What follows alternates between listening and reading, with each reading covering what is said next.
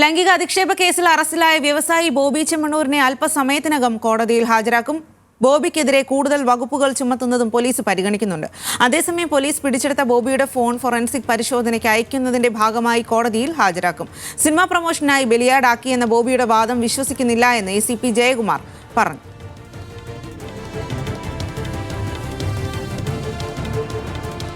കോടതിയുടെയും APPയുടെയും കൂടെ നിർദ്ദേശപ്രകാരമാണ് കോടതി ആവശ്യപ്പെടുന്നത്. ഓപ്പൺ കോർട്ടിലാണ് ഹാജരാക്കുള്ളൂ. കോടതി പറയുന്ന ടൈമിൽ ഹാജരാക്കും.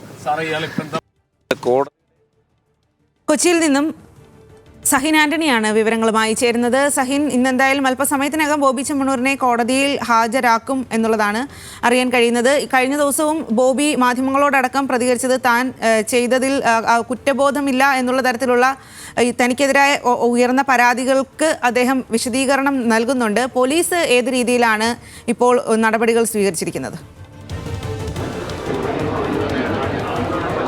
സ്വാതി, നടി ഹണി റോസിന്റെ പരാതിയിൽ ഇന്നലെ അറസ്റ്റിലായ വ്യവസായ പ്രമുഖൻ ബോബി ചെമ്മണ്ണൂരിനെ അല്പനേരത്തിനുള്ളിൽ തന്നെ നമ്മളിപ്പോൾ നിൽക്കുന്ന എറണാകുളം സെൻട്രൽ പോലീസ് സ്റ്റേഷനിൽ നിന്നും കോടതിയിലേക്ക്, എറണാകുളം ജുഡീഷ്യൽ 2ാം ക്ലാസ് മജിസ്ട്രേറ്റ് കോടതിയിലേക്ക് ഹാജരാക്കുമെന്നാണ് മനസ്സിലാക്കാൻ കഴിയുന്നത്.